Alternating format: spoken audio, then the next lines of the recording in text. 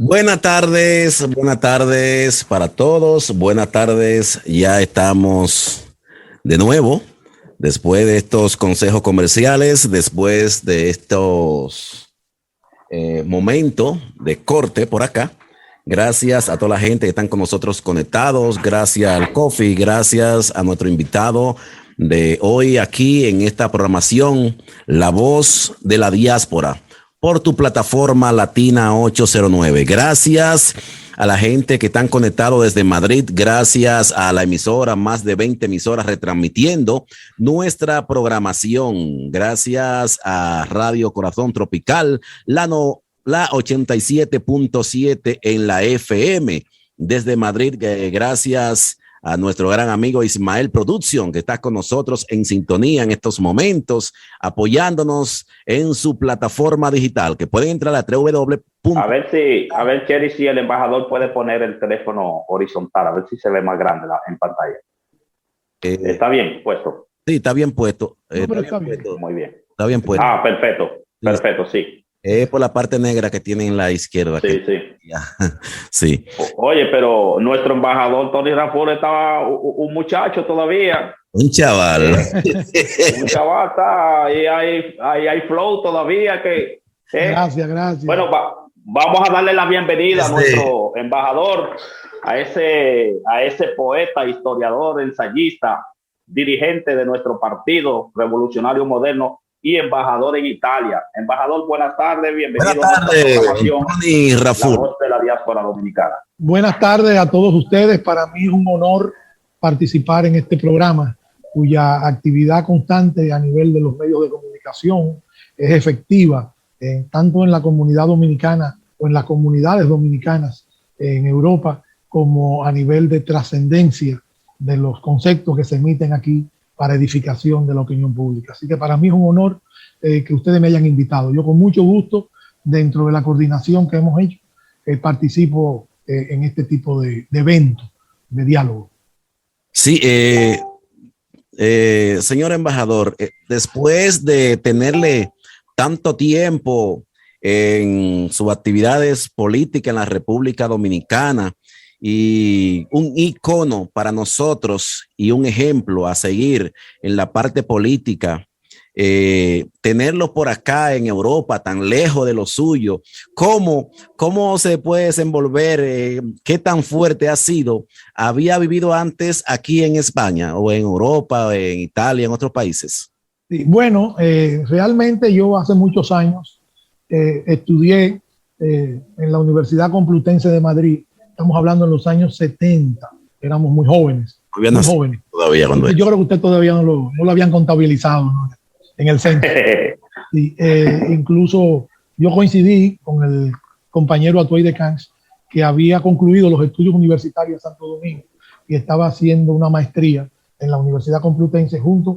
Coincidimos, incluso compartimos un espacio de tiempo en Madrid en esa época. Luego regresé a Santo Domingo y me reintegré a las actividades políticas, luego que sostuve una conversación con el doctor Peña Gómez y con el propio Atuey de Cans para poder desarrollar las políticas generales del PRD a raíz de la salida del profesor Juan Bosch del partido y la fundación de una nueva organización política. Nos reintegramos inmediatamente a la lucha política. Sí, he estado varias veces en Europa, conozco en sentido general una gran cantidad de países, he tenido algunas experiencias desde el punto de vista político, con las comunidades dominicanas en Europa, pero también he participado en eventos, en reuniones internacionales, en varias reuniones de la Internacional Socialista. He participado desde hace muchos años, acompañé al doctor Peña Gómez a algunas de esas actividades, tanto en Portugal como en España, como en Francia, en varios lugares de Europa. O sea, tengo algún tipo de experiencia a ese nivel. Para mí es un honor el hecho de que el presidente Luis Abinader me haya designado como embajador en Italia, embajador extraordinario y plenipotenciario en Italia, constituye para mí una distinción. Siempre es una distinción y trato de cumplir con las obligaciones e instrucciones que me encomendó el presidente Luis Abinader. Y por supuesto, estar en contacto permanente con la diáspora y con todas las personas que integran a la esforzada, laboriosa, trabajadora comunidad dominicana que hay en Europa. Hoy con este día tan especial, que un día como hoy se celebra el natalicio de ese líder que creemos que ha sido el máximo líder en la República Dominicana. Para nosotros es un honor tenerle por acá y es un placer y también conocer un poquito cómo fue prácticamente su vínculo con ese líder en el tiempo que estuvieron juntos en la política. Bueno, a raíz de la división del partido, cuando se creó una nueva organización política y el líder del partido, el profesor Juan Bosch, salió de la organización, como yo le decía, inmediatamente nosotros fuimos llamados por el doctor Peña Gómez, regresamos a Santo Domingo y nos integramos conjuntamente con el compañero Atoy de Cans a acompañarlo en la tarea de seguir dirigiendo el Partido Revolucionario Dominicano, de quien se decía en ese momento que había cumplido su misión histórica.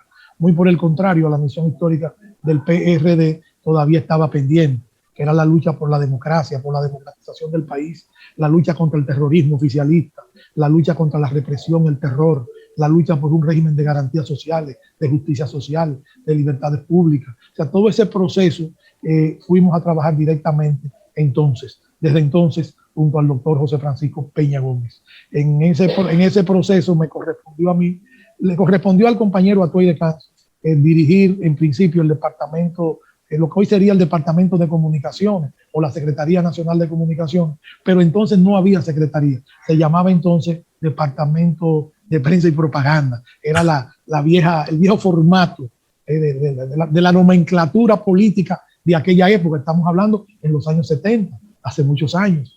Entonces nos integramos conjuntamente con el compañero Atoy de Cans. Luego, en ese proceso, el compañero Atoy de Cans, el compañero Peña Gómez, necesitaba al compañero Atoy de Cans en otras actividades, funciones del partido. Estaba reorganizando el partido. La salida de un líder de las dimensiones del profesor Juan Bosch era una carga muy pesada. O sea, Juan Bosch era un símbolo, representó toda una etapa de la vida en la lucha por la libertad y en la fundación del Partido Revolucionario Dominicano. Entonces, reconstruir y salvar al partido era una tarea muy difícil. Solamente un hombre como Peña Gómez pudo haber desarrollado esa ciclópea de actividad, o sea, poder construir y mantener al PRD como el partido mayoritario de la República Dominicana. Peña Gómez hizo grandes esfuerzos, consolidó el partido, lo reestructuró, siguió desarrollando una batalla realmente dura contra la represión. Usted se acuerda, o por lo menos lo sabe a través de las referencias históricas, la participación, el intento de participación del partido en las elecciones de 1974, cuando el Acuerdo de Santiago.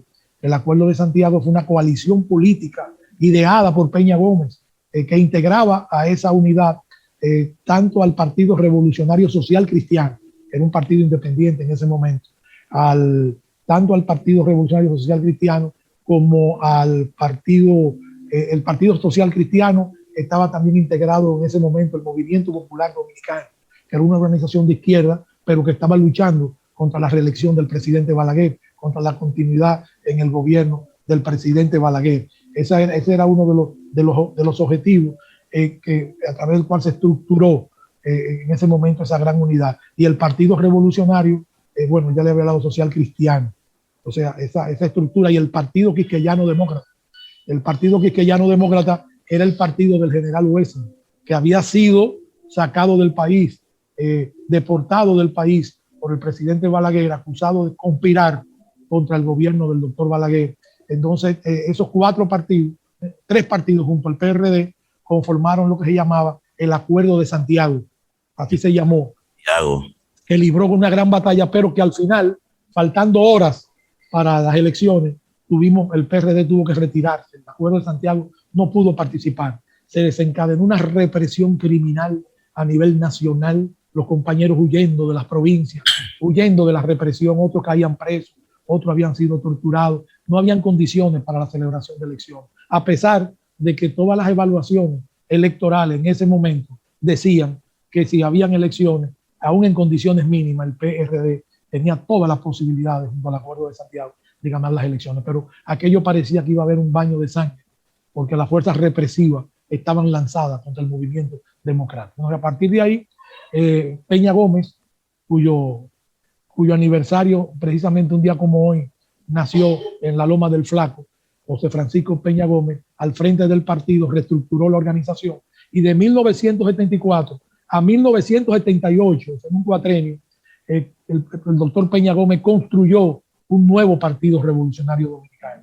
O sea, asimiló sangre fresca, sangre nueva al partido, estructuró numerosos organismos de dirección, reorganizó pueblo por pueblo, pero lo más importante de eso es que, conociendo la represión que se había desatado en el 74, que nos impidió participar en elecciones, entonces Peña Gómez amplió las relaciones del partido a nivel internacional, fundamentalmente con la Internacional Socialista.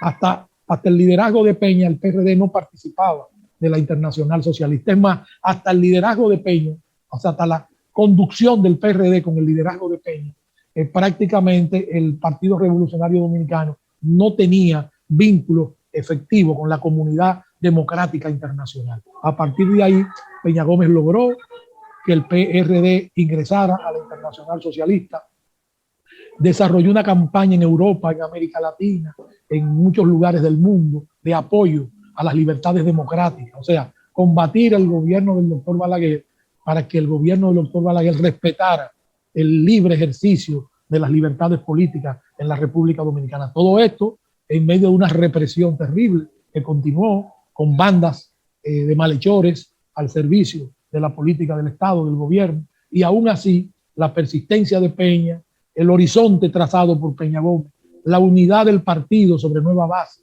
el hecho de que Peña proyectara un liderazgo internacional, o sea, Peña habló en las más altas tribunas de la comunidad internacional, o sea, el liderazgo de Peña se proyectó enormemente y por lo tanto las denuncias que Peña hacía sobre la represión gravitaban sobre la necesidad de democratizar la vida política en la República Dominicana. Fue así como hicimos posible el espacio democrático, bajo la conducción de Peña y con el apoyo de la Internacional Socialista, de la comunidad internacional, de presidentes amigos.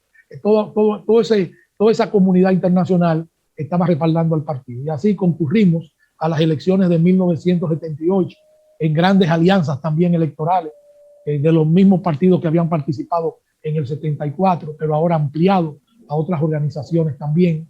Y así pudimos crear toda una campaña de movilización popular que culminó con la victoria masiva del PRD. Imposible hacerle fraude a la votación que alcanzó el PRD en las urnas electorales. Fue un pueblo decidido que concurrió a las urnas con un gran respaldo internacional. Sin embargo, en la noche, cuando se inició el proceso de conteo de los votos en la Junta Central Electoral, desde que asomaron los primeros resultados decían que el PRD había barrido en la capital y que los primeros indicios del interior decían que lo mismo estaba sucediendo en los primeros conteos en Santiago, en las principales provincias del interior, en el este y en el sur. E inmediatamente una unidad militar asaltó la Junta Central Electoral la noche del 16 de mayo, recuerdo como ahora, eran como las 11 de la noche, asaltó la Junta Central Electoral, interrumpió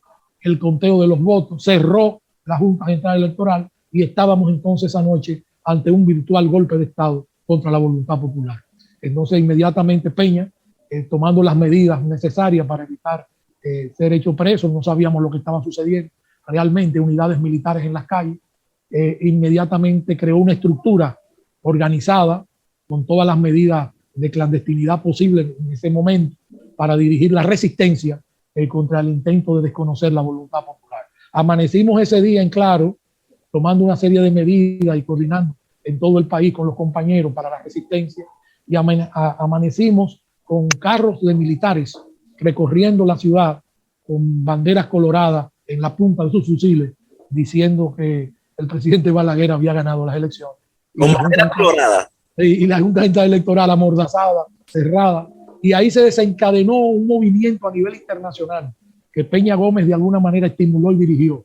Y al despacho de Balaguer empezaron a llegar telegramas, informaciones de organizaciones internacionales demandando que se reiniciara el conteo de votos en la República Dominicana, que se respetara la voluntad popular de todas partes del mundo. Fue estremecido el país hasta el grado de que Balaguer, que había guardado silencio respecto a lo que estaba pasando, hasta ese momento parecía que era un golpe militar, se dirigió al país después de 3 días de silencio absoluto,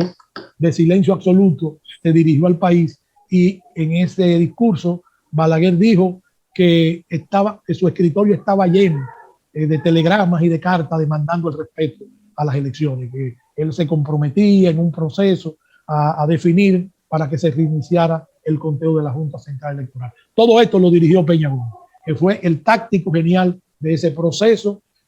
Contradijo las posiciones de otros políticos que decían que a Balaguer no le ganaba a nadie a las elecciones, que eso estaba amarrado, que no se le podía derrotar a la claque militar balaguerista, que era imposible derrotarlo, pero Peña Gómez confió en el pueblo dominicano, en la movilización del pueblo dominicano y en el desafío a la violencia terrorista con una posición cívica de apoyo a la voluntad popular. Por supuesto, en esa medida también la presión de la administración del presidente Jimmy Carter. Jimmy Carter era el presidente de Estados Unidos. El presidente Jimmy Carter apoyaba el respeto a la voluntad popular, al resultado de las elecciones.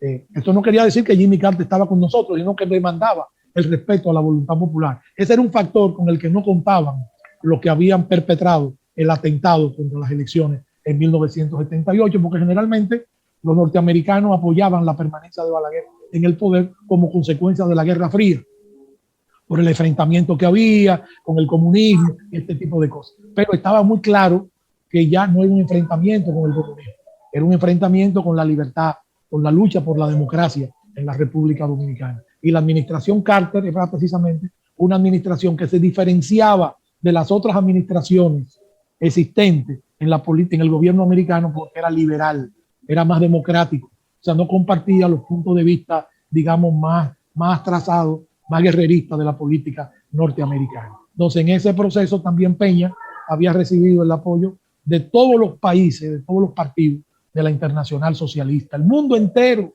Asia, África, América Latina, todos los continentes, Europa, todos los continentes. Aquí llegaban a la República Dominicana los telegramas respaldando, digamos, el conteo de los votos. Y así, para no seguir con el relato, porque nos podíamos llevar el programa entero, aunque esto es historia. Esto es historia de nuestro país. Wow. Es historia viva. Entonces, a partir de esa presión, la presión de Estados Unidos, que por primera vez estaba actuando en beneficio del respeto a la voluntad del pueblo dominicano y de todos los países, en base a esa presión, también se desató en el seno de las Fuerzas Armadas, y este es un dato que quizá otro día podamos hablar con detenimiento, se desató en las Fuerzas Armadas una corriente institucionalista, democrática, que respetaba el voto popular. O sea, enfrentada al grupo recalcitrante que había allanado la Junta Central Electoral. O sea, y en base a esa presión internacional, el grupo recalcitrante que quería desconocer los resultados tuvo que aceptar los resultados. Gracias a que también surgió una corriente institucionalista en las Fuerzas Armadas que estaba dispuesta a enfrentarse si era necesario para hacer respetar la victoria del Partido Revolucionario Dominicano. Esa es una gran victoria de José Francisco Peña Gómez.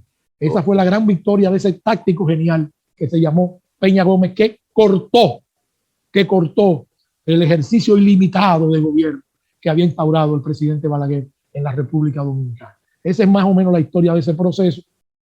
Luego es historia conocida, el gobierno del presidente Antonio Guzmán, una candidatura formidable. El presidente Antonio Guzmán, junto al licenciado Jacobo Magluta, formaron un binomio muy importante que se complementaba, y la dirección política de Peña Gómez en la lucha por el poder. La táctica genial del doctor José Francisco Peña Gómez, que yo no creo que nadie tenga capacidad por mezquindad de regatear que el proceso a la democracia fue posible gracias a Peña Gómez y gracias a esos factores de la coyuntura internacional que Peña Gómez interpretó a tiempo. Y a partir de ahí iniciamos la democracia, el gobierno de Antonio Guzmán, un gobierno ejemplar, cuyas primeras medidas fue abrir las cárceles a los presos políticos, el regreso de los exilados. Había cientos de dominicanos en el exilio que se le impedía regresar a su país por razones políticas, no por otra razón. Entonces se creó un clima de libertad absolutamente, y los presos políticos, se abrieron las cárceles del país para los presos políticos, se inició una democracia de ancha base, de realización, un gran gobierno, el gobierno del presidente Guzmán, y ahí iniciamos un ciclo democrático que siguió los juegos con la victoria del presidente Jorge Blanco en las elecciones del 82. Y en adelante, ya el proceso es amplio, no voy a relatarlo de manera completa, pero perdimos el poder en las elecciones de 1986, perdimos el poder a pesar de que yo soy de los que afirmo y reafirmo y puedo demostrar que esas elecciones fueron ganadas por el Partido Revolucionario Dominicano por un estrecho margen, evidentemente, por un estrecho margen, pero la ganamos y nunca se contaron los votos, nunca los votos finales se contaron. La Junta Central Electoral entró en un estado de catalepsia, o sea, se demostró inútil para resolver el problema de los conteos, se habló varias veces de revisión de las actas, pero la victoria fue del PRD, que había ganado casi por un 2% por encima del candidato del Partido Reformista Social Cristiano. Esa fue la situación. Entonces, más o menos eso es parte de una síntesis que yo he querido hacer a muchos de los oyentes, que quizás muchos son muy jóvenes, no se recuerdan o no conocieron esa etapa. Sí. Pero es bueno recordarla. Si hoy tenemos libertad, independientemente de que no tengamos las conquistas sociales, digamos, en su totalidad, por la cual luchamos en esa época, pero la libertad, que era un bien muy apreciado, la conquistamos gracias a esa lucha del PRD y de José Francisco Peña Gómez. Coffee. Don Tony, entonces, el Partido Revolucionario Dominicano siempre ha sido un partido que más elecciones ha ganado y siempre ha sido el partido más golpeado con los fraudes. Sí, así es. Bueno, porque el Partido Revolucionario Dominicano nunca ha hecho fraude. El Partido Revolucionario Dominicano nunca ha perpetrado ningún desconocimiento de la voluntad popular. O sea, los procedimientos en los procesos electorales del PRD han sido transparentes. O sea, el PRD ha participado junto al pueblo. Los que desconocen los procesos electorales han sido los que precisamente enfrentaban al Partido Revolucionario Dominicano en sentido general, ¿no? Aparte de que el proceso electoral en la República Dominicana siempre ha acusado debilidades. O sea, nosotros no hemos tenido procesos electorales, digamos, totalmente transparentes. O sea, no lo hemos tenido. Siempre ha habido digamos, falencias, ha habido situaciones negativas que han influenciado en los procesos electorales. Pero, por ejemplo, las primeras elecciones libres que se celebraron en la República Dominicana después de la muerte del tirano Trujillo, las elecciones del 20 de diciembre de 1962, la ganó el Partido Revolucionario Dominicano de manera aplastante, cuando llevamos como candidato al profesor Juan Bosch a la presidencia de la República, una votación masiva. El PRD sacó alrededor de un 60% de los votos que fueron emitidos en esa votación, pero ustedes saben que ese gobierno democrático legítimo del PRD fue derrocado a los 7 meses por un golpe traidor dirigido por sectores militares que conspiraron contra el gobierno democrático del profesor Juan Bosch, aliado con sectores nativos también que conspiraron contra ese gobierno. Yo debo decir lo siguiente: esos 7 meses de gobierno del profesor Juan Bosch y del PRD fueron ejemplares en la República Dominicana. Libertades democráticas amplias, reformas sociales, repartición de las tierras, inició un proceso de reforma agraria importante en repartición, distribución de tierras, asesoría con organismos internacionales, específicamente organismos como la AID y la OEA, que participaron en programas en el campo, de reparticiones de tierra, asesoramiento agrícola. El país estaba floreciendo plenamente en esos 7 meses del PRD y del profesor Juan Bosch. Pero ese golpe traidor descabezó la democracia, vino una entelequia de gobierno en el país que se llamó triunvirato, y el país se sumió en el caos, en la desesperación y el desconcierto. Y luego esa entelequia llamada triunvirato fue derrocada a la vez por un contragolpe militar constitucionalista, de militares constitucionalistas, que repuso la constitucionalidad democrática de 1963. Esa constitución que fue proclamada en el 29 de abril de 1963, la constitución más avanzada que ha tenido la República Dominicana en toda su historia, desde 1844 hasta nuestros días. Una constitución que garantizaba los derechos del trabajador, el derecho al trabajo, el derecho a la tierra, una serie de las posiciones independientes en el conglomerado internacional.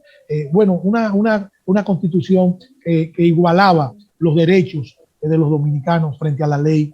eso fue desconocida. El 25 de abril, en la mañana, el contragolpe militar que estalló el 24 de abril repuso la Constitución de 1963 en el poder, juramentó al doctor José Rafael Molina Ureña.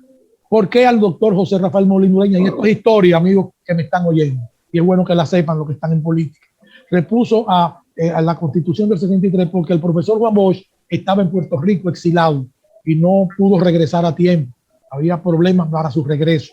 Entonces había que juramentar, según la Constitución, al que le sucedía en el mandato constitucional. Pero ¿qué sucede? Que el que le sucedía en el mandato constitucional era el presidente del Senado de la República, que se llamaba Juan Casanova Garrido, pero estaba también en Puerto Rico porque había sido hecho preso y lo habían deportado. Entonces el que le sucedía a Casanova Garrido era el presidente de la Cámara de Diputados, que era el doctor Molina Ureña. Le correspondía constitucionalmente en lo que retornaba al poder el profesor Juan Bosch. Era cuestión de horas, pero alguien tenía que asumir la presidencia de la República y la asumió el doctor Molina Ureña. Constitucionalmente, los constitucionalistas tomaron el poder la mañana del 25 de abril de 1965.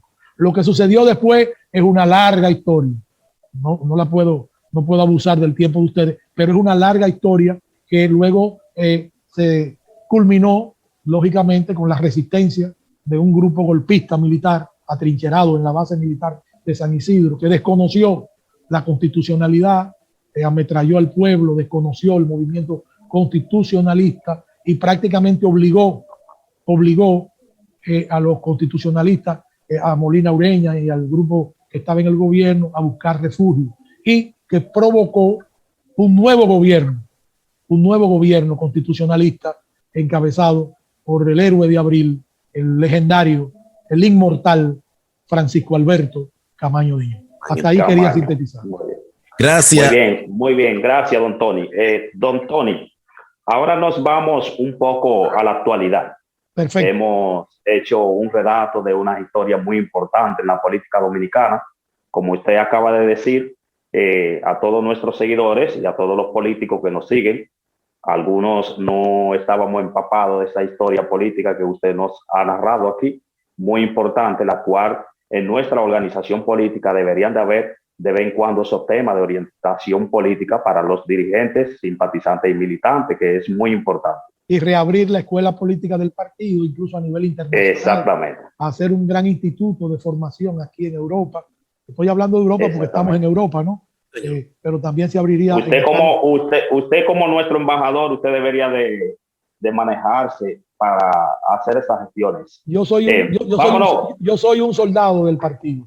Lo que el muy partido bien, vámonos ahora un poco en la actualidad. Después de esta gran golpiza que nos dio esta pandemia, usted sabe, aquí en Europa fue una pandemia que azotó demasiado fuerte y sigue azotando, porque esto todavía no se ha terminado. Sobre todo ahí en el país donde usted se encuentra, en Italia. ¿Cómo ha encontrado usted la gestión de la Embajada Dominicana con la comunidad? Bueno, aquí hubo, como usted lo dice, prácticamente la epidemia, la pandemia, flageló sensiblemente a Italia. Primero porque Italia fue, creo que, uno de los primeros países que sufrió el contagio y luego aparentemente se había recuperado, levantaron las medidas que habían tomado restrictivas y volvió con mayor fuerza. Incluso es uno de los países de Europa que mayores víctimas produjo la pandemia, incluso de miles y miles de italianos. Y hubo que volver atrás con todas las medidas que se habían tomado. O sea, Italia es un país que sufrió mucho, ha sufrido mucho los efectos.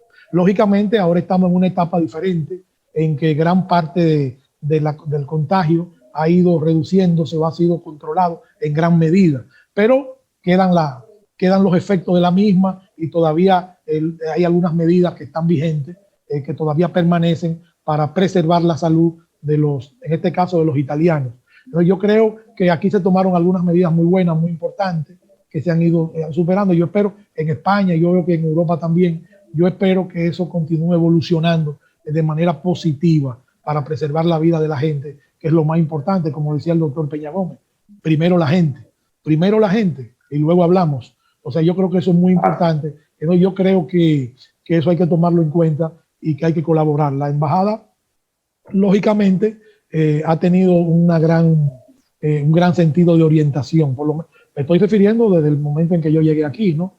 Ha tenido un nivel de orientación. En ese sentido, hemos estado en contacto con todos los consulados dominicanos que hay en Italia, sobre todo indagando, supervisando la situación de los connacionales nuestros, a ver cuál es la situación que han enfrentado, cuáles han sido los problemas, poniendo a disposición de los mismos, por instrucciones del gobierno dominicano, todos los servicios que haya que prestar, todos los servicios que podamos prestar, que podamos canalizar, abriendo el canal de comunicación permanente con todos los dominicanos que quieran tenerla, con la embajada, abierto, y en ese sentido nuestros cónsules creo que han actuado en sentido general. Hubo algunos problemas al principio, porque con la sustitución, con los cambios que se produjeron en algunos consulados, todavía para el regreso de los nuevos cónsules no había mediado un tiempo, digamos, corto, hubo que esperar, pero estas cosas se han ido regularizando. Hoy día ya tenemos control de los consulados en torno a eso. Perdone, embajador, tenemos una llamadita, siempre hacemos llamadita al aire acá, tenemos llamada al aire y seguro que tienen algunas preguntas para usted. Adelante. Primero quiero felicitarlo a ustedes por el privilegio de presentarnos a nosotros. Yo hablo desde República Dominicana, Luis Reyes.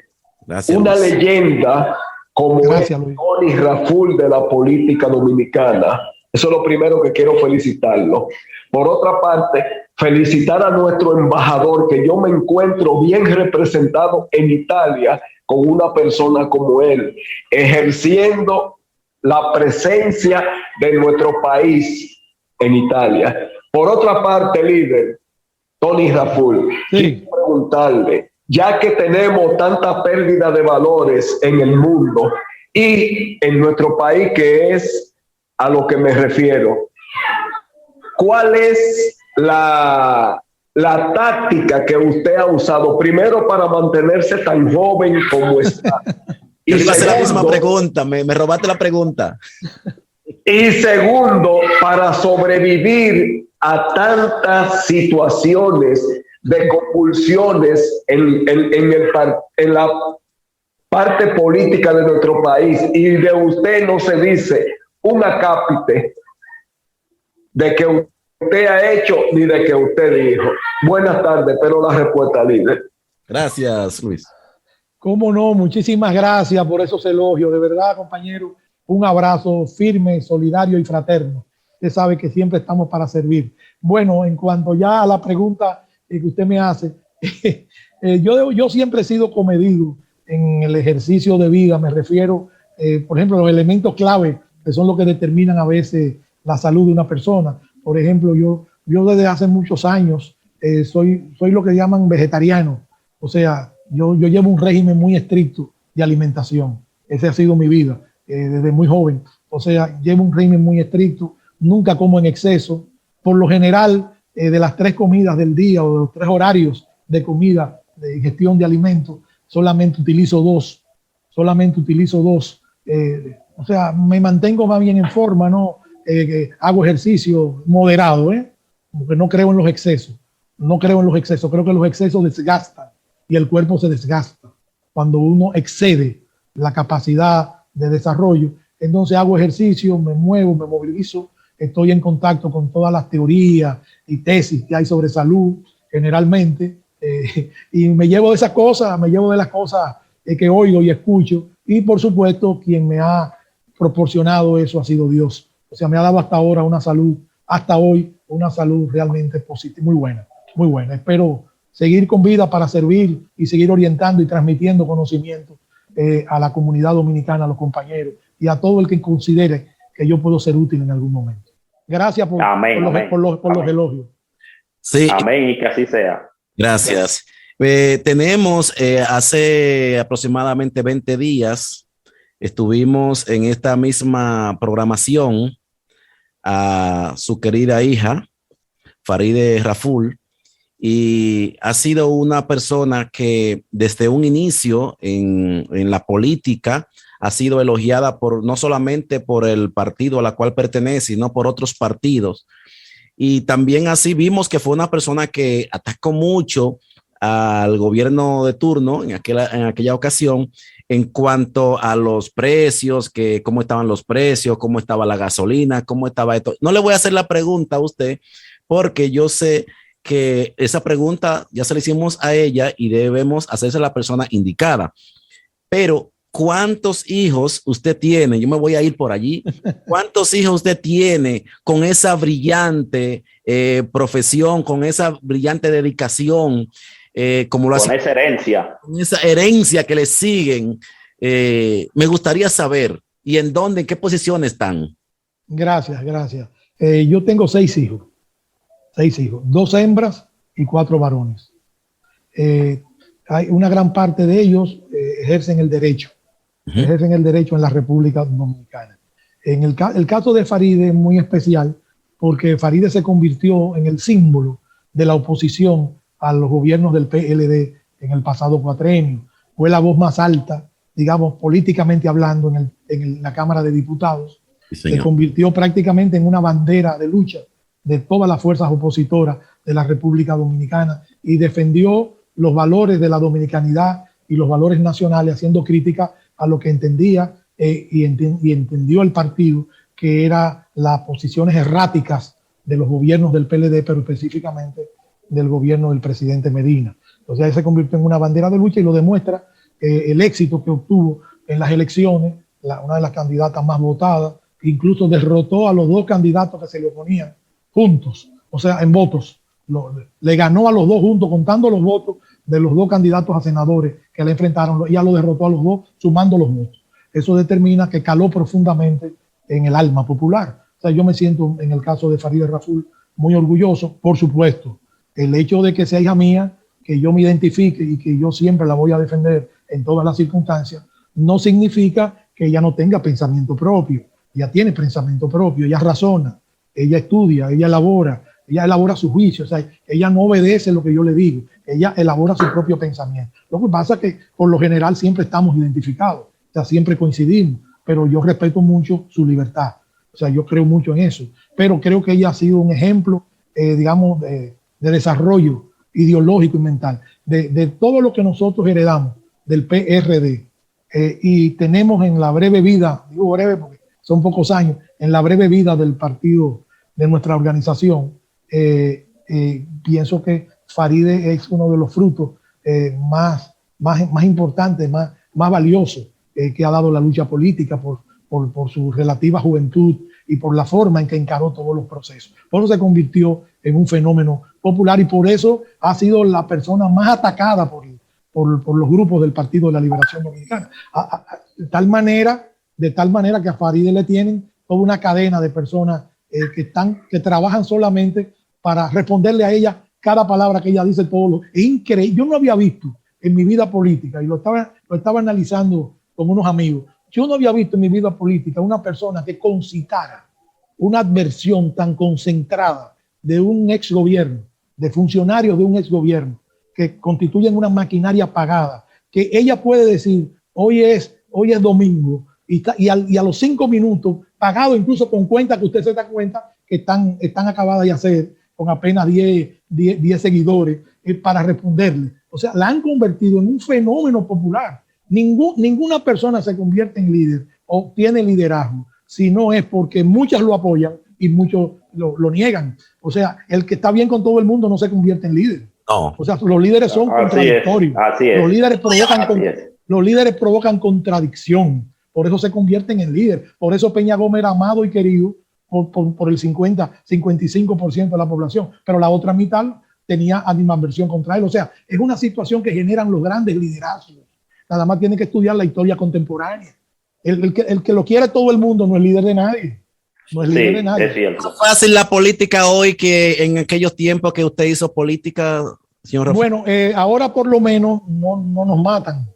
En aquella época, en la época dura de los años de contrainsurgencia, de los años que sucedieron al final de la Revolución de Abril, o sea, al gobierno de los 12 años, fueron gobiernos terribles, caracterizados por una represión contra el movimiento democrático. Hoy día no hay represión de ese tipo, hay libertades democráticas amplias, cada quien se expresa como quiere y a veces incluso saliéndose de los canales correspondientes para poder expresarse con decencia y con respeto. Todo eso es posible hoy día. Una llamadita, doctor, una llamadita. Adelante. Saludos, don Tony. Saludos. Cristian Jiménez. Oh, Cristian, ¿cómo estás? Tony. Sí. Todo bien. Don Tony, cuando el amigo le pregunta sobre Faride, y usted, sí, ella tiene libertad de pensamiento, eso como decía Jean Paul Sartre, usted es libre cuando piensa, y ella es libre. Claro. Y como es libre, ella tiene su forma y su manera de ser. Pero quiero hacerle dos preguntas. Los colegas hace un tiempo llevaron a José Francisco, que creo que cónsul en Milano, y estábamos hablando sobre el tema de Peña Gómez. Entonces yo le decía a ella, le preguntaba a ella que qué pasa con el sentimiento peñagomista, que hoy por lo menos vemos que es su natalicio y se ven pocas actividades. Pareciera como si tuviera ese sentimiento y esa doctrina, parece como si se estuviera aislando de la sociedad. Es malo para la sociedad porque, como decía alguien ahorita, hemos tenido una mala evolución de la cultura y por eso el comportamiento irracional y el surco en muchos jóvenes se produce y se reproduce. Eso por un lado. Y por otro lado, yo quiero que usted me hable del crossover, del cambio que hizo Peña Gómez del revolucionarismo al socialismo. Y Peña Gómez fue uno de los grandes intérpretes del socialismo, no solo en República Dominicana, sino en toda la región iberoamericana. Y para terminar, usted que es un hombre de partido, incluso usted fue quien dirigió la convención que celebró el partido cuando se escogieron los candidatos, los presidentes y los vicepresidentes, los secretarios. Usted Madrid, yo recuerdo que nosotros teníamos cierto, a veces, contacto con usted. Mire, es innegable, ¿no?, conexión entre partido y gobierno. Y cuando hay una desconexión entre partido y gobierno, ninguna sociedad, por más democrática que sea, o por más una sociedad donde prime el pensamiento democrático, si hay una desconexión entre partido y gobierno, los resultados en un corto plazo, si no se resuelven, pueden ser nefastos. Y yo creo que usted es un hombre de partido, porque si no, usted no hubiese dirigido esa comisión, que por cierto la dirigió muy bien. Gracias, Cristian. Los pequeños inconvenientes. Gracias, muchas gracias. Cristian, que me conteste. Sí, cómo no, Cristian. Bueno, déjame centrarme en los dos aspectos fundamentales. Me corrige si no te contesto todo, no estaba anotando. Bueno, lo primero es que sí, el socialismo democrático, que así que se llama, es la tesis de la Internacional Socialista en ese momento. Hoy hay otra estructura también que integra partidos socialistas democráticos. El socialismo democrático era la respuesta o la opción frente al socialismo marxista, o sea, que frente a la teoría marxista-leninista de los países que estaban en ese entonces se llamaban bajo la cortina de hierro o bajo la protección o el tutelaje de la Unión Soviética. Entonces surgió el socialismo democrático, que ya se había expresado en una lucha ideológica muchos años antes, porque la Internacional Socialista surgió precisamente de manera oficial en el año de 1951 en una reunión de partidos socialistas reivindicando un socialismo que se podía construir no a través de los mismos métodos que planteaba el socialismo tradicional, que eran a través de los métodos de la lucha armada, de la violencia revolucionaria, sino a través, digamos, de la participación democrática y de la lucha por la democracia, de la lucha por la libertad como valores.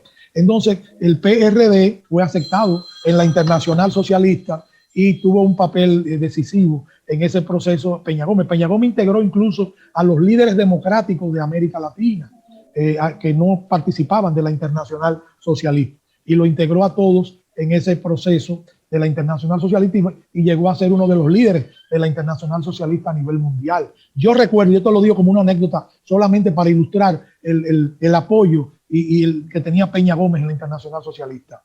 Peña Gómez era muy admirado por los líderes europeos, por los líderes latinoamericanos, por los líderes asiáticos. Yo recuerdo que yo acompañé al doctor Peña Gómez en los años 70 a una reunión que se celebró en el Canadá, en el Canadá, en una reunión que se celebró de la Internacional Socialista, y entonces se apareció ahí, que todavía estaban luchando los sandinistas en Nicaragua contra Somoza, o sea, no habían triunfado, se apareció allí el padre Cardenal, el padre Ernesto Cardenal, pidiendo que le dieran un turno para hablar en esa reunión de la Internacional Socialista, donde Peña Gómez estaba sentado junto a los grandes líderes europeos.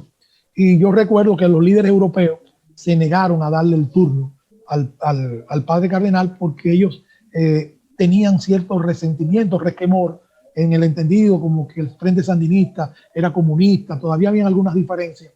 Y yo recuerdo, porque fue delante de mí, que el doctor Peña Gómez sostuvo una discusión profunda con los líderes de la Internacional Socialista, exigiendo que se le permitiera hablar en esa reunión al padre Cardenal, que iba a hablar en representación de los guerrilleros sandinistas que luchaban en las montañas de Nicaragua contra el dictador Somoza. Luego de una discusión como de 40 minutos, los líderes europeos aceptaron el planteamiento de Peña, y aquel sacerdote entró por aquel escenario internacional donde estaban las figuras más representativas de la socialdemocracia europea e internacional. Entró humilde, con la vestimenta raída incluso de un sacerdote pobre, y entró calladito, una figura pequeña, diminuta, y entró en medio de todos esos líderes europeos.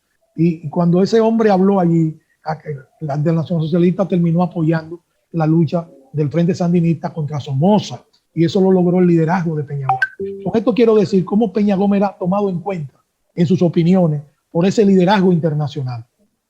Entonces, en este caso, la ideología de Peña Gómez y la ideología del PRD en esos momentos y luego era el socialismo democrático. Al nosotros convertirnos en partido revolucionario moderno, o sea, somos la herencia, lógicamente, del PRD. Nosotros somos el PRD, pero el PRD histórico renovado desde el punto de vista político y moderno, porque los partidos no se pueden quedar en el pasado.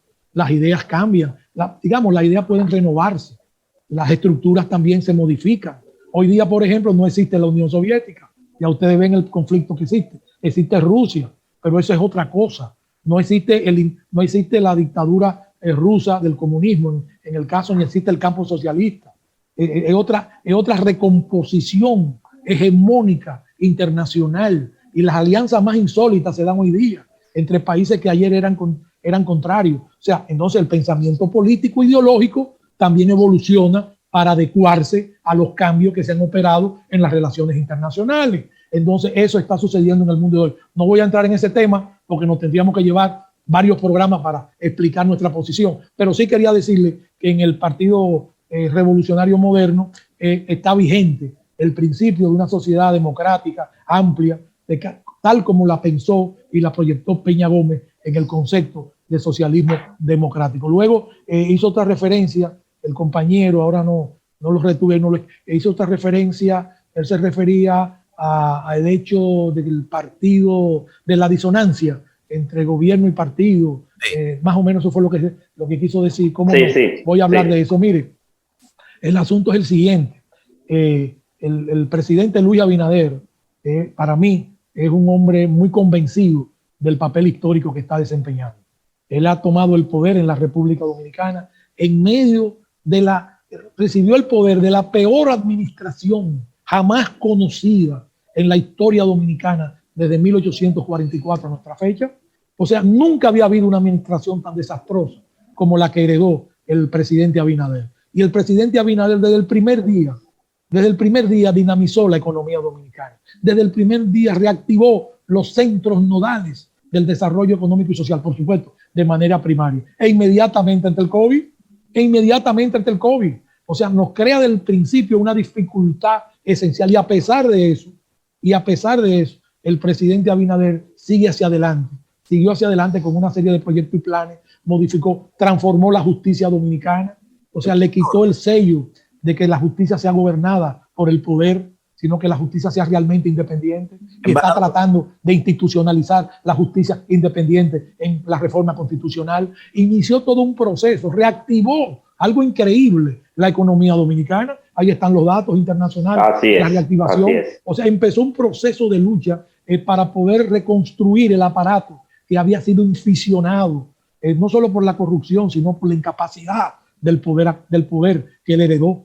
Entonces, en ese proceso viene un proceso como el que estamos viviendo, insólito, que es la situación lamentable que se está viviendo ahora en el conflicto internacional, en que el mundo está al borde de este proceso, un conflicto de tal magnitud que me acabo de enterar, o me enteré ayer, de que el petróleo, el barril de petróleo está en $115. Es el barril, cuando el presidente Abinader alcanzó el poder, subió al poder de inmediato, estaba en 60, no son cifras precisas, ¿no? En $60 el barril. Lo tiene que pagar a $115 hoy. O sea, eso significa un golpe muy rudo a una serie de asuntos que estaba resolviendo el presidente Abinader. Pero no obstante eso, el presidente Abinader está absorbiendo parte del gasto para que no se cargue a la población de manera, digamos, negativa y absoluta. Está librando la lucha para preservar los planes y proyectos que él tiene por delante para el país. Ese es un hombre decente. ¿Cuántas veces podríamos decir que tenemos un presidente decente en la República Dominicana? Ese es un hombre limpio, ese es un hombre sin ningún tipo de corrupción, ninguna mancha en su vida. Es un hombre con buenos intereses, con deseo de ayudar al país. Vamos a ayudarlo, vamos a hacer todo lo posible para que su gestión de gobierno sea la mejor de todas en la República Dominicana y lo tengamos también, no solo estos 4 años, sino los próximos 4 años. Señor embajador. Embajador, déjame hacerle esta pregunta, Cheri, al embajador. Embajador, ¿cómo? Después de la gran problemática y el descontento que ha habido con la diáspora en el exterior, no solo la de Europa, toda la diáspora, pero en esto yo me enfoco a la diáspora de aquí de Europa. ¿Cómo usted valora esa gestión de trabajo que ejerció una diáspora aquí, tropezando con una pandemia para llevar el voto y para llevar el triunfo a nuestro PRM al poder? Bueno, yo creo que la diáspora, en el caso de Europa, jugó un papel muy importante. La diáspora es muy importante porque aquí hay miles de dominicanos y dominicanas que han tenido que emigrar a Europa para ganarse honradamente la vida, ante precisamente las limitaciones que han tenido en la República Dominicana. Es una comunidad muy laboriosa. Yo quiero decir aquí, me quiero referir a la comunidad, por ejemplo, a la de Italia, de dominicana en Italia. Y yo quiero decir, por ejemplo, que yo me he puesto a revisar toda la documentación aquí de la comunidad dominicana en Italia. Yo apenas tengo un año, apenas he cumplido un año aquí, porque yo no vine inmediatamente, se produjo el cambio de gobierno. O sea, yo vine en febrero del año pasado. O sea, yo tengo apenas un año aquí en Italia. Y en ese año, o sea, no tengo todos los meses correspondientes. Y en ese año, revisando todas las estadísticas,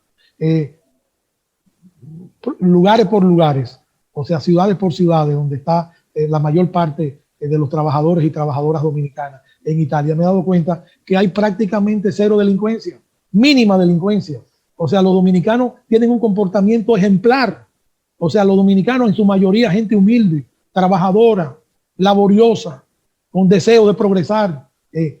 No han cometido ningún tipo de desliz. Son pocas las veces, muy pocas las veces que yo he tenido que salir de la embajada para ir a hablar, digamos, un caso en una penitenciaría o con las autoridades, judiciales de Italia sobre algún dominicano. Eso no existe. Eso usted lo compara con otros lugares y se va a sorprender. En el caso de Italia hay una comunidad ejemplar, gente humilde, trabajadora, muy buena. Yo me siento muy bien.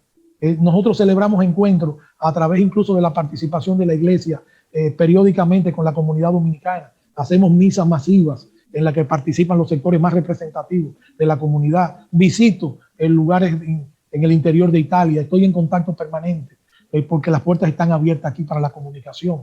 Aquí no sé, habían problemas a veces con la llamada telefónica. Aquí están abiertos los teléfonos. El dominicano que se queja porque no levantan un teléfono en esta embajada, yo inmediatamente actúo en consecuencia y le devuelvo la llamada para que me diga cuántas veces se ha podido repetir ese caso. O sea, estamos para servir. En el caso de España, el apoyo fue también bastante fuerte. Yo conozco bien la dirección política del partido en España, la conozco bastante bien. He trabajado con ella en otras ocasiones. He dado conferencias en Madrid y en otros lugares de España en otros momentos históricos de la lucha por el poder, tanto cuando éramos PRD como cuando constituimos el partido nuestro, el Partido Revolucionario Moderno, que es una continuidad en cuanto a la historia, no en cuanto a errores cometidos, sino en cuanto a la historia política.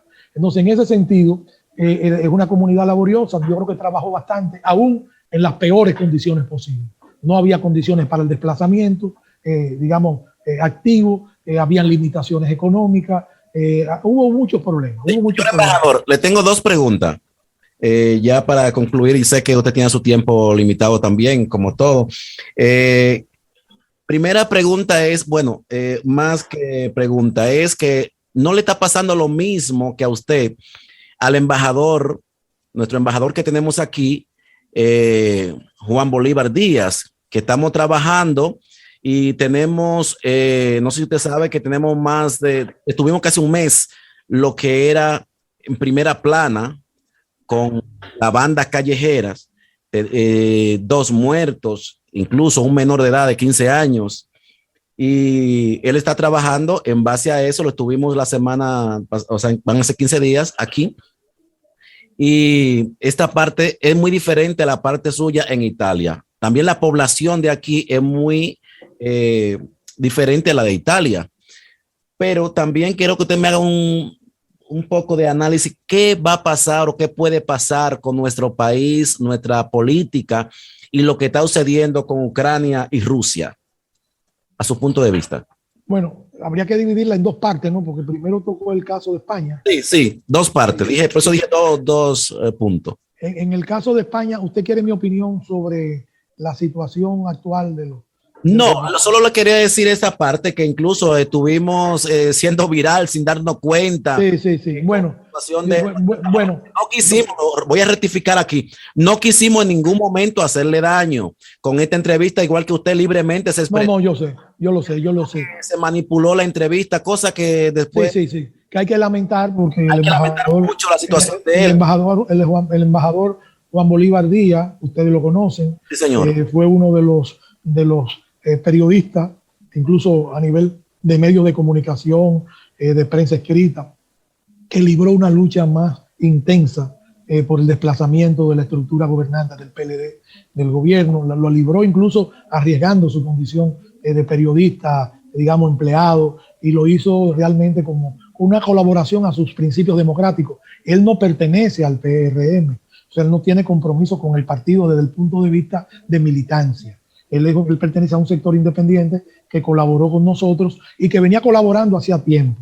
Porque yo recuerdo, y lo voy a citar, a pesar de los muchos años que han transcurrido, que cuando el Acuerdo de Santiago, que hablamos ahorita como una memoria histórica, Juan Bolívar Díaz fue uno de los columnistas de los periódicos que con mayor ardor iba a los mítines y recogía las informaciones de la lucha por el desplazamiento de Balaguer y a favor del PRD. Lo que quiero decir con esto es que es un hombre honorable, pero él no está en la estructura, orgánica del Partido Revolucionario Moderno. Él pertenece a un sector que colaboró como otros sectores en el apoyo al Partido Revolucionario Moderno. Entonces, cualquier cosa, en mi opinión, con todo el respeto, cualquier cosa desde el punto de vista, de demanda o de cualquier planteamiento, él no lo puede resolver.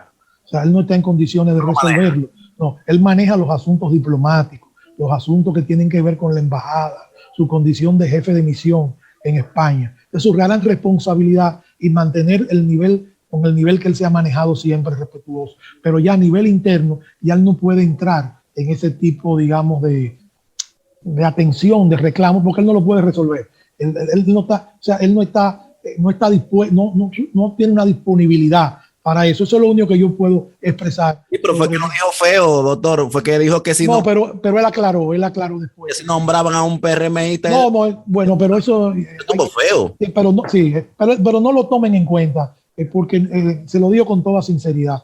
En absoluto, yo estoy absolutamente seguro que parece que fue un momento de exaltación. Él no lo dijo en los términos, que pudo haber sido captado por los compañeros, o sea, que se sintieron lógicamente agraviados. Él no lo dijo en ese sentido. Quizás fue un momento de exaltación, producto a veces de la forma en que se encaran a veces. Un desliz. Los tipos de cuestionamiento. Esa frase. Él después una declaración bastante madura, bastante aclarando todo el proceso. Pero él es un hombre esencialmente bueno.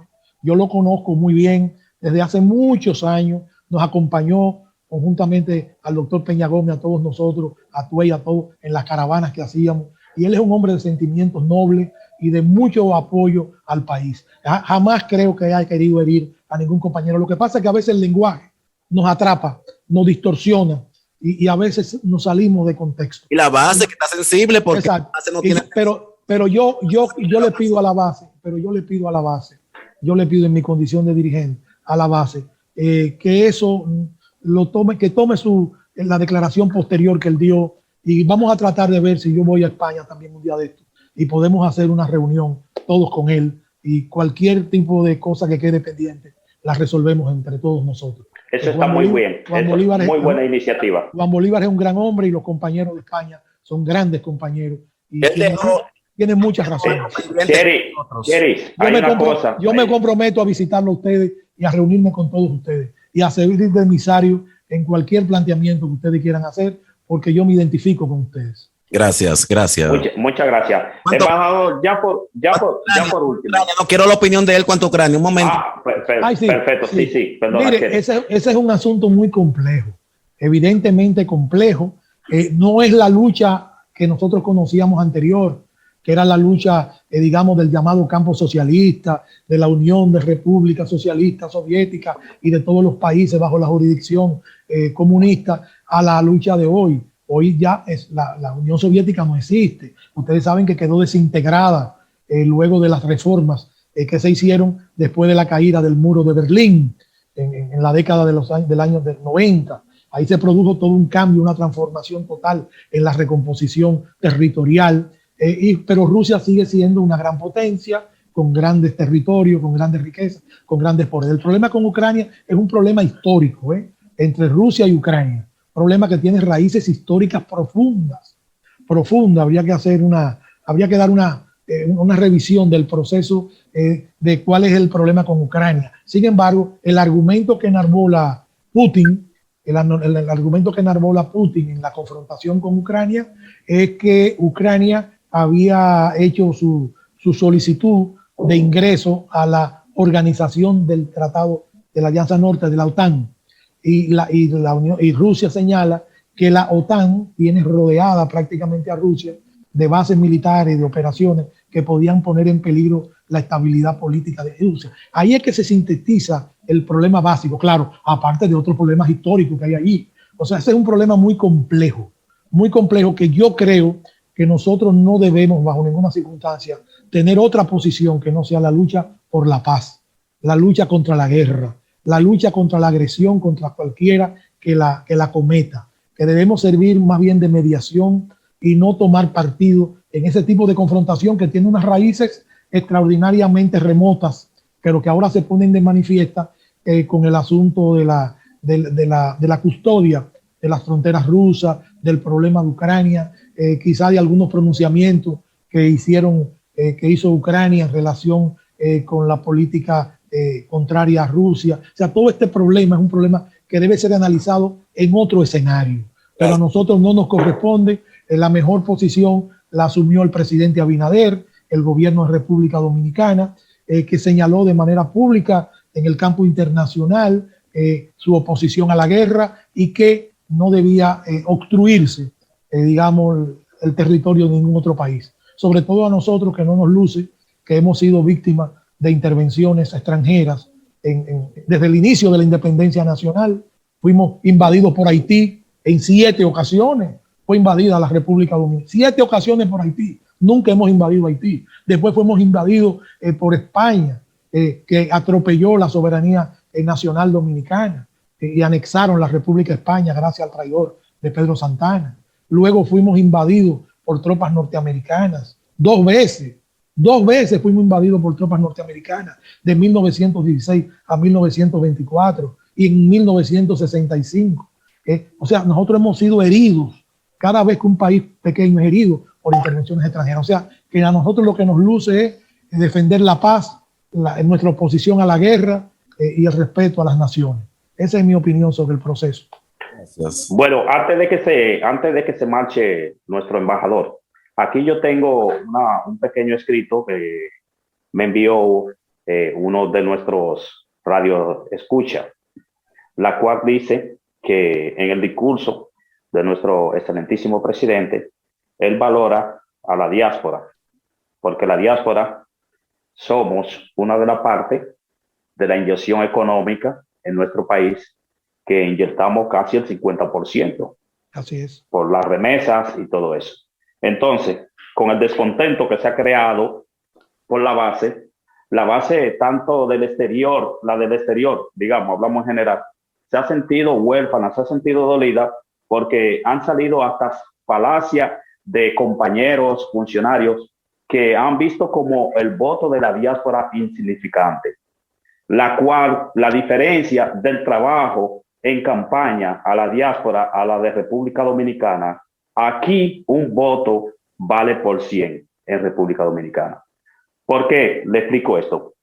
Yo ahora mismo vivo en la provincia de Tarragona y yo personalmente me he desplazado hasta 250 y 300 kilómetros para buscar un solo voto, y ese voto vale por 100, porque allí en República Dominicana, si yo soy de un barrio, yo puedo tener los 100 votos en la misma manzana, que no tengo ni que coger un vehículo para ir a buscar. Así es. ¿Por qué don Tony sigue pasando esta situación con la base? Que la base se sigue sintiendo huérfana, la base sigue sin doliente, la base sigue atropellada. Nuestro presidente nos da el valor, pero nuestros ministros y representantes nos dan la huérfandad. Bueno, yo propongo, así me surge en este momento, no lo había pensado, yo propongo que para limar asperezas y lograr algún consenso, que podamos formalizar las cosas institucionalmente, porque yo creo en la institucionalidad. Yo creo que sería conveniente, y lo animo a ustedes a que sean quienes convoquen, hagan esa convocatoria, que hagamos una reunión de carácter político, ya como dirigente político, ya no en condición de embajador, ni mucho menos, pero hagamos una reunión de carácter político con la diáspora, tanto en España como en Italia, como en otros países donde haya diásporas importantes, y podamos unificar algunos criterios, y quizás de ahí surgirían algunas ideas para llevarla a la dirección del partido, para llevarla al presidente de la República Dominicana, para llevarla a todos los sectores, y vayamos ahí poniéndonos de acuerdo en las cosas más perentorias que se pueden resolver sin transgredir los canales institucionales ya establecidos. O sea, eso lo podemos hacer y así podemos avanzar. Ahora viene una temporada importante porque el invierno se retira, o sea, hay una situación más favorable ahora en primavera. Quizá podíamos hacer un gran encuentro de primavera con la diáspora, a través, por supuesto, de los dirigentes principales de la diáspora en España, de la diáspora de España, de Italia, invitarlo, y podríamos reunirnos ahí y ahí sacar algunas cosas que nos van a servir de base para desbrozar el camino y ser optimistas. Vamos a sacar optimismo a pesar de la situación que está viviendo el mundo. Doctor, pero aquí hay dirigentes que no tienen por un pasaje y usted lo va a invitar. No, yo no lo voy a invitar, yo voy a ir allá. Yo voy a ir. Pero como quiera, tenemos que desplazarnos, como quiera, porque si usted va a Madrid, el Cherry y yo tengo que coger 6 horas, por ejemplo, a Madrid. El Cherry 4 horas. Bueno, imagínense, así bueno, por el estilo. Buscamos la manera, tenemos que buscar la forma. Doctor, lo que le estamos pidiendo, antes que se vaya, mire, le enviamos una comunicación, o no le enviamos, le entregué en mano, una comunicación a José Paliza, que ya usted sabe que está a cargo de esta situación.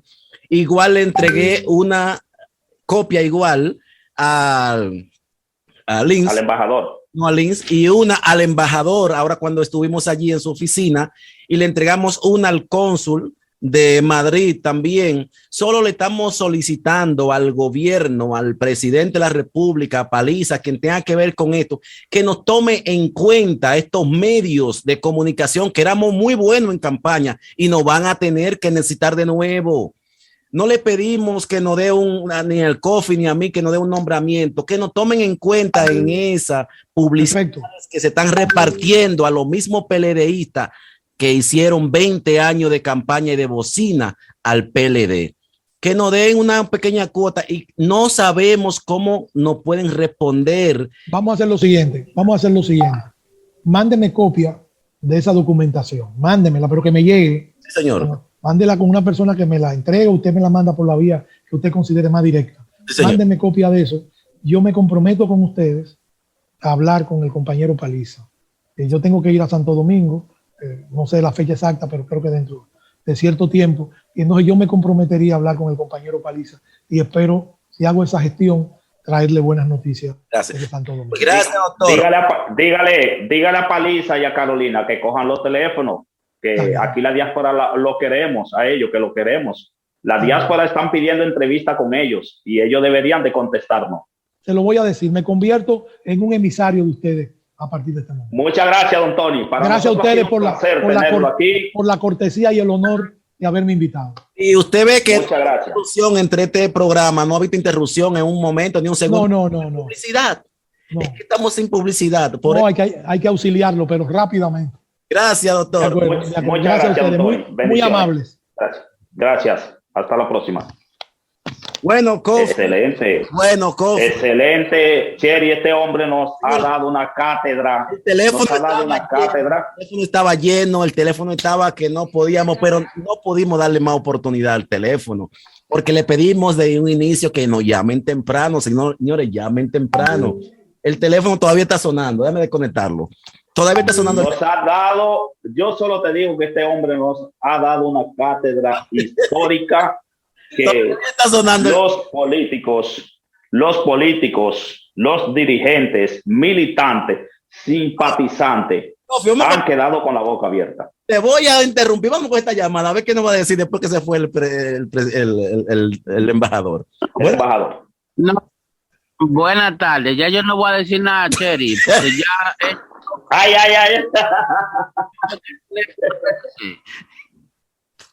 ¿Qué voy a decir ya si ya me lo han colgado? Esto no tiene más.